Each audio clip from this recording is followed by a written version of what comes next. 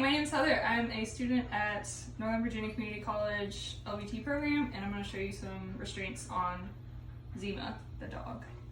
The first is a standing restraint, which the dog will be standing for.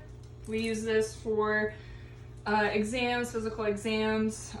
Usually you want to contain the head in a way that is safe for you and the dog, and have an arm on their body as well so they can't back up or get away from you. The next one is a sternal, so we get them to sit and then lay down. You always want to be controlling their head. And this is the sternal recumbency. You can use this for blood draws with the cephalic vein, like so. The other restraint we have is lateral. You want to have an arm around their head and then grab their leg and pull them towards you to their side. This is left lateral recumbency, like so. Good boy. Next, we are going to go over some restraints for venipuncture. The first one is going to be the cephalic, which you will usually have them in a sitting restraint. You control their head, and then you'll hold out their arm for the person who is doing the venipuncture. You will occlude the vein near their elbow joint, and then they will puncture the vein and draw blood, and then you will cover where they puncture. The next one is for jugular vein. You will want to remove or hold up whatever collar is on the dog. You'll want to get a good grasp on their muzzle, and then whoever is doing the venipuncture will occlude down here and then draw the blood, and you will then cover where they poke. And the third one is the lateral saphenous vein. So you will occlude the vein like that on their leg while controlling their head, and the person will draw from the lateral saphenous vein, and then you will cover where they poked.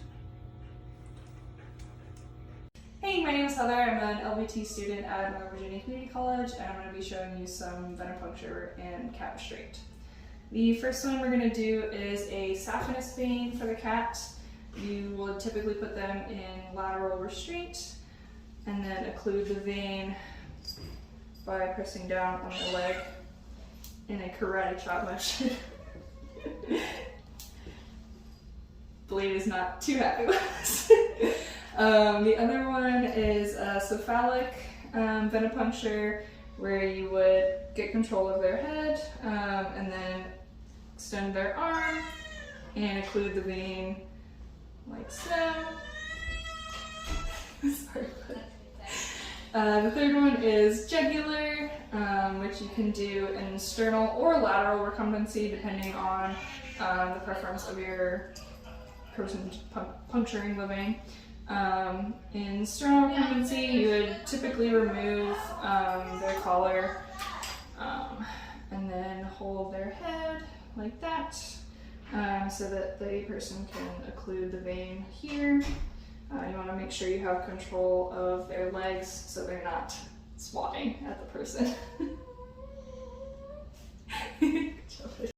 Hey, my name is Heather. I'm a student at Northern Virginia Community College. I'm going to be showing you some cat restraint. The first one is going to be standing restraint. You want to have control of their head and their body. We'll use this for examinations with the doctor or different procedures as well. Cats are very wiggly creatures.